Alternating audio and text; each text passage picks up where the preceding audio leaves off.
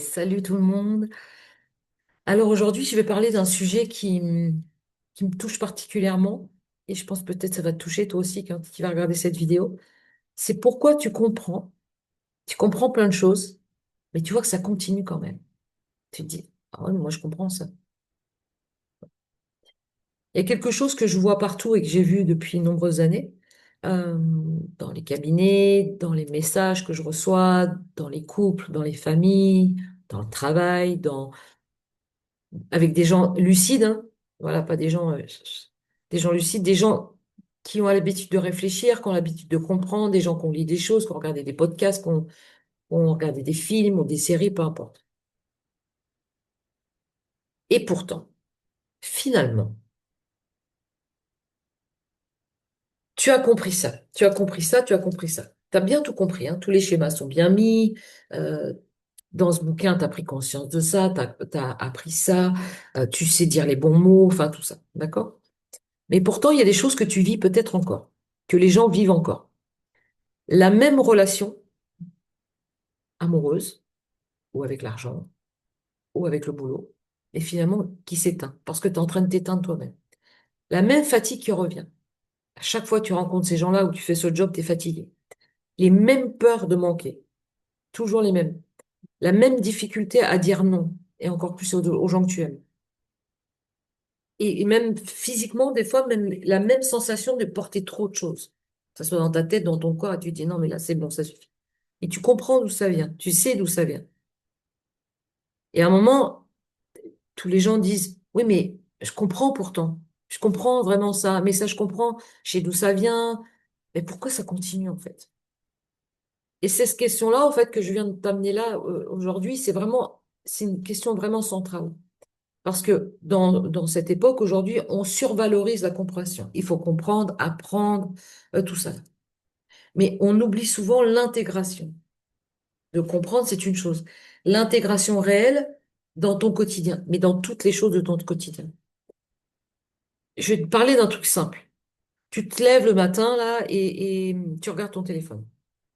Tu as déjà des messages ou des demandes ou des urgences. Tu sais déjà, tout est déjà très très planifié pour aujourd'hui en disant, OK, j'ai ça, j'ai ça, j'ai ça, j'ai ça. Ton truc est déjà rempli. Ou alors il n'y a rien. Je ne sais pas. Mais tu avais prévu dans cette journée de prendre du temps pour toi. Et tu te dis à chaque fois, ah, mais c'est pas grave, je le ferai plus tard. Ça, c'est très important. Du coup, l'extérieur devient tout plus important. Je te dis pas de devenir quelqu'un de complètement égocentrique en disant, je prends mon temps pour moi, je respire dans mon espace, tatati. Non, non, je te parle pas de ça. Je parle de choses concrètes et réelles. Et au fond, tu sais que tu t'oublies. Parce que tu l'as compris, tu l'as vu, tu l'as analysé. Tu sais que c'est pas très juste, ce qui se passe. Mais tu l'as déjà fait 100 fois de dire, je vais prendre ce temps pour moi aujourd'hui. Et pourtant, tu continues encore à continuer à faire la même chose. C'est pas parce que t'as pas compris, en fait. T'as rien à voir avec ça. Et très souvent, on se dit, bah oui, mais j'ai compris. Ok, mais qu'est-ce que t'as compris? Et qu'est-ce que tu mets en place, en fait? Qu'est-ce que t'as vu? Et qu'est-ce que tu sors de ça, même si tu l'as vu? Parce que très souvent, on pense que c'est pas parce que tu vis ça, que tu as analysé ça, que ça se règle ou ça se règle pas. C'est un énorme malentendu aujourd'hui, vraiment. Et j'ai vraiment à cœur de faire cette vidéo. Tu me diras, ça te parle pas, j'en sais rien, je suis pas à ta place, hein. Mais parce qu'on croit tous, hein, on a cru en tout cas, que comprendre, ça allait suffire. Oui, mais c'est bon, j'ai compris. Est-ce que tu te rappelles quand tu étais ado et que tes parents te disaient un truc pour la millième fois, et tu disais, mais c'est bon, j'ai compris. Mais tu continues encore, hein. Et aujourd'hui, dans cette société, dans ce monde, aujourd'hui, en 2026, on a cru que mettre des mots allait tout résoudre. Oui, mais je sais ça. OK. On a cru que faire un travail, un chemin, allait effacer quelque chose. Parce que là, c'est la grande mode de j'ai fait un travail sur moi. Je fais un travail sur moi. J'aime pas trop ce mot, hein, je te le dis en étant très honnête, mais ce que tu portes, c'est pas une information à ce moment-là, en fait. C'est pas une blessure à enlever, c'est pas un bug à corriger parce que j'ai fait ça. C'est une organisation à l'intérieur et à l'extérieur qui est complètement invisible, qui continue à te nourrir dans ce système. Et aujourd'hui, quand je te parle de transgénérationnel, là, elle est tombée, euh, vraiment, il y a des gens qui vont dire ça c'est ça et ça c'est pas ça. Le transgénérationnel, c'est la faute de mon père, c'est la faute de ma mère. C'est pas que des blessures héritées. C'est pas quelque chose à guérir une fois pour toutes, comme si tout allait s'effacer parce que tu as fait ça et hop, c'est facile, c'est magique. C'est pas une version aussi, parce que je l'entends et je le vois très souvent. euh, Tu vas me dire, hein, ça te parle? Ah, mais je deviens la version de moi, la nouvelle version de moi. Comme si c'était une version simplifiée, une version qui te rassure, une version qui est vendable, qui a de la valeur, et du coup, parce que tu as fait ce chemin, parce que tu le sais. En fait, le transgénérationnel, c'est un système de survie extrêmement intelligent qui s'est installé bien avant toi, dans ton épigénétique, dans, dans ton observation, dans ta version dans la façon dont tu vois les choses, dans les habitudes aussi, comme un espèce de roulement automatique.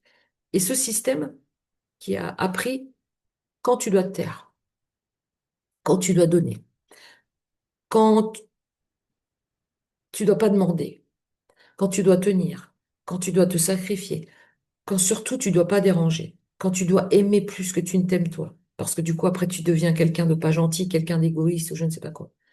Système, il disparaît pas, en fait. C'est pas parce que tu l'as compris, en fait. Il disparaît quand arrêtes de l'alimenter dans le quotidien. Qu'est-ce que tu tolères encore faire? Qu'est-ce que tu choisis encore de faire? Peut-être que dans ta tête, hein.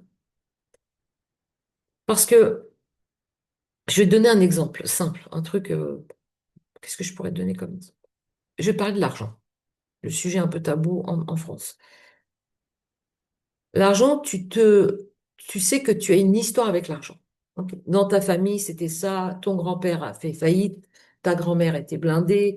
Ton grand-père était comme le mien, minier ou jardinier. Et du coup, tu sais.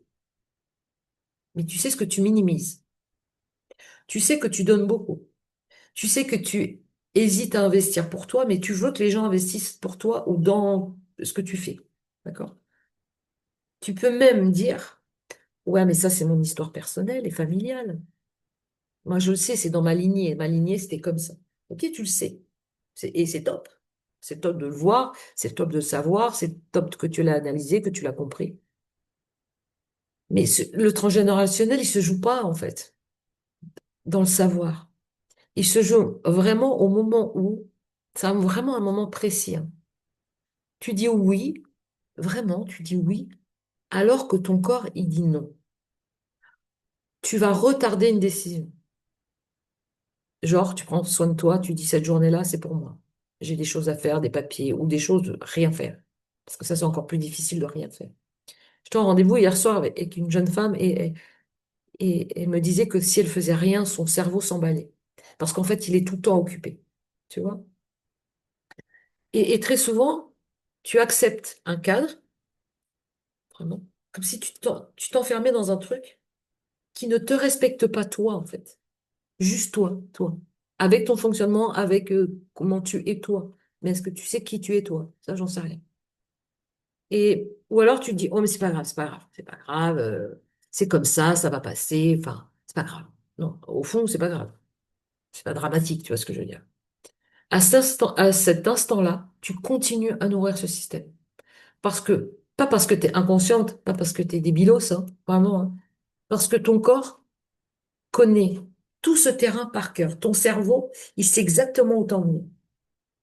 Et ton corps, et du coup, tout suit, tu vois, dans une roue. Et tu changes de cercle. Et tu prends un autre cercle, et un autre cercle, et une autre compréhension, et une autre compréhension, mais surtout un autre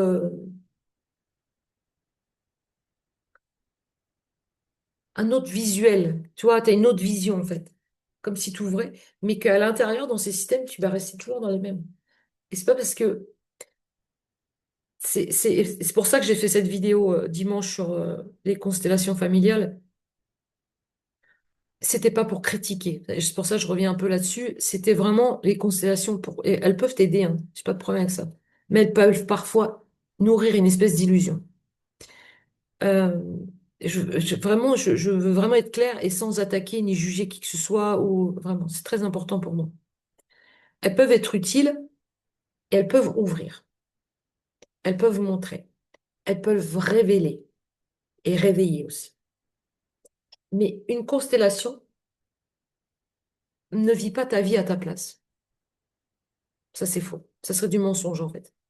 Si après une constellation, tu continues euh, à te trahir, tu continues à donner trop, tu continues à t'effacer, tu continues à espérer que l'autre va changer dans ton couple ou au boulot, j'en sais rien. Alors, ça ne veut pas dire que la constellation, ça marche pas et que ça a échoué et que c'est pourri. Ou que le thérapeute ou celui qui t'a transmis ça, c'était pas terrible. Ça, j'en sais rien, je suis pas à la place de l'autre et pas à ta place. Elle a juste montré quelque chose que tu as pas encore incarné là, ici, maintenant, en fait. Tu vois, et quand je te parle d'incarnation, je te parle pas d'un truc, je te parle de vrai toi, là, posé sur le plancher des vaches, à te dire, OK, c'est ça, moi. C'est vraiment ça. Peut-être que l'autre en face va te dire, c'est pas ça. Mais si c'est ce que ça résonne avec toi, et c'est ce qu'on est en train de faire actuellement dans TVI sur l'identité, entre ce qu'on croit et ce qu'on dit et ce qu'on voit et ce qu'on raconte, il y a une vraie différence, en fait. Et parfois, le danger, c'est pas la constellation, en fait. C'est pas ce qu'on en fait. C'est qu'on croit que j'ai vu, donc c'est réglé. Non. Voir, c'est pas vivre. Comprendre, c'est pas vraiment choisir. C'est que tu comprends. OK, mais est-ce que tu choisis? Ressentir, c'est pas transformer. Il y a un vrai, pour moi, il y a des vraies différences dans tout ça, en fait. Et ce piège aujourd'hui dans cette vie, dans cette vie qui va vite, parce que les réseaux vont vite, tout va vite. Les gens courent après le bonheur, courent après un boulot, courent après l'amour, courent après l'argent, courent après les vacances, courent après tout. Ils courent après quoi? Comprendre. Encore et encore et encore et encore. Et il y a un autre piège aujourd'hui dans tout ça, en fait. C'est de croire que travailler, vraiment, j'aime pas ce mot, hein, sur soi, c'est toujours, ouais, je suis dans l'évolution, je suis dans la compréhension, je suis dans le savoir, je me connais, tu vois. Travailler sur soi, si tu préfères le dire comme ça, moi, je pense que c'est se reconnaître soi, déjà, dans toutes les pièges qu'on peut avoir de soi-même, dans tous les angles, dans tous les biais différents, dans le monde visible, dans le monde invisible. Et quand je parle de monde invisible, c'est quelque chose de barré, hein. C'est une nouvelle manière de contrôler. C'est que du coup, tu deviens sachant. Je sais, j'ai lu ce livre, j'ai compris ça. Du coup, alors ce mot très à la mode, je suis aligné avec mon message, je suis aligné avec qui je suis, aligné à quoi et à qui. Ou alors les personnes, ou si tu peut-être là-dedans, dans la recherche de blessures. Alors, il y a des gens qui sont dans la recherche des blessures pour comprendre et apprendre, et tu as des gens qui sont dans la fuite. Il y a un équilibre entre les deux, hein. Quand je te dis ça parce que je l'ai vécu. Quand j'ai fait cette formation de mentorat et c'était vraiment d'aller chercher la blessure de blessure de blessure de blessure derrière les systèmes, derrière les croyances, derrière ma famille, derrière moi, derrière mon âme, derrière tout ça. D'aller voir l'origine de l'origine, d'aller voir les mémoires cachées derrière la mémoire. Tu vois, il y avait tout ça en fait derrière. Et pendant ce temps-là, la vie, elle passe. Le corps se fatigue, les relations s'abîment parce que les gens te disent, ah, mais t'es devenu quelqu'un d'autre, je comprends pas. Parce que du coup, tu t'obliges à raconter aux gens que toi, tu es en train de faire ce chemin. Du coup, tu te justifies. Les gens vont rationaliser en te jugeant, toi, en te disant, ah, mais de toute façon, elle doit être fragile si elle va chercher tout ça. Non, ça demande beaucoup de courage, déjà. Donc, pour les gens qui l'ont fait, bravo à vous. Parce que ça demande énormément de courage. Énormément de temps aussi. Et souvent, les relations s'abîment et tu dis, oui, c'est parce que j'ai fait un chemin, j'ai fait un travail sur moi. Non. Et ce qui est le plus important, c'est que le plaisir, le vrai plaisir, le désir de vivre, le, vraiment, vraiment un truc vraiment qui vient partie de toi. Qu'est-ce qui te rend heureux aujourd'hui a commencé à disparaître. Parce que tu es rentré dans un système de perfection et de performance pour être la meilleure version de toi. En fait, le transgénérationnel, il se résout pas en allant comme ça, en faisant un arbre généalogique, en disant, ah oui, mais mémé, elle a fait ça. Ah oui, du coup, je vais écrire ça. Ah oui, mais du coup, je comprends ça.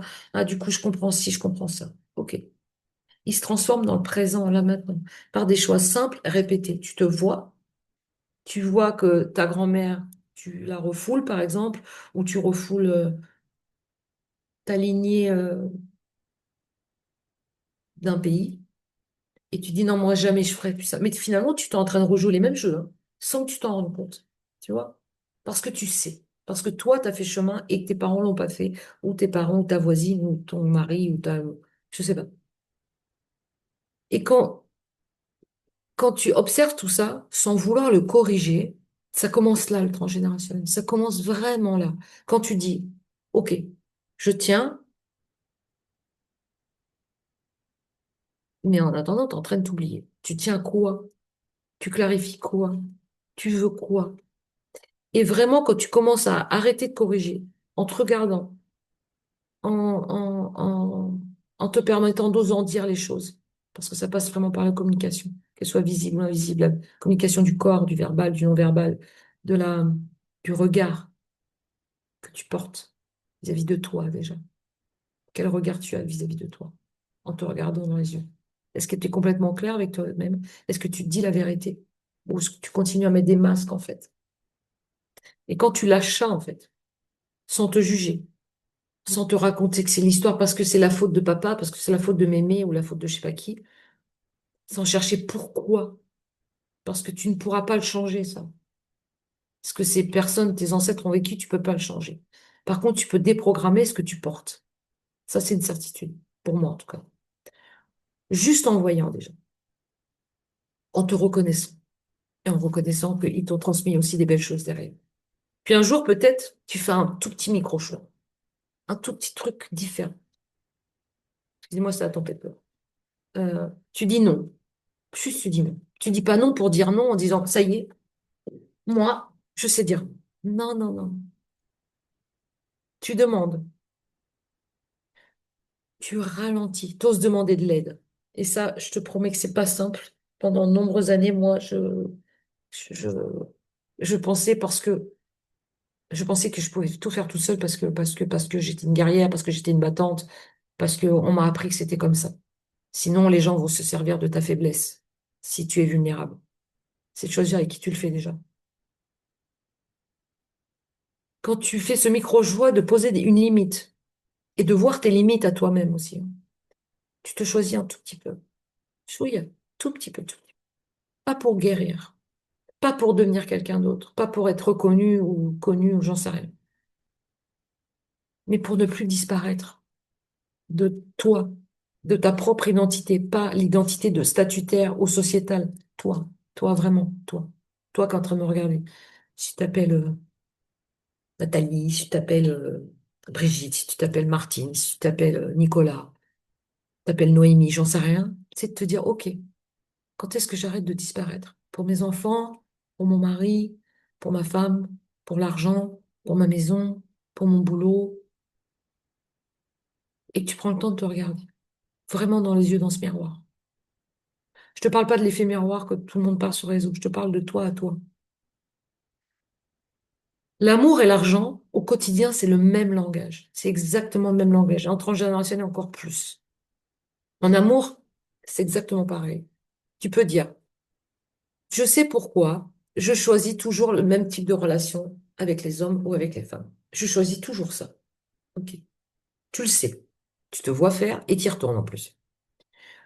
Mais le transgénérationnel, il va se jouer à ce moment-là quand tu restes alors que ton corps est déjà parti. T'as plus de désir, t'as plus de joie. Et là, t'arrives même plus à parler.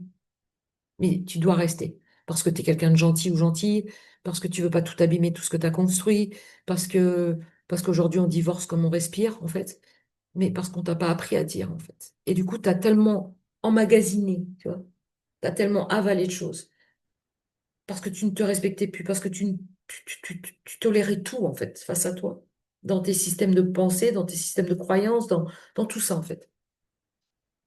Quand tu expliques au lieu de ressentir, parce que tu as appris des mots dans un livre ou des méthodes, quand tu espères au lieu de te poser, vraiment, de te poser là, c'est pas un manque de conscience en fait. Parce que les gens vont dire, ah, mais du coup, c'est parce que t'as pas conscience, ou du coup, c'est ton inconscient. C'est une fidélité complètement invisible.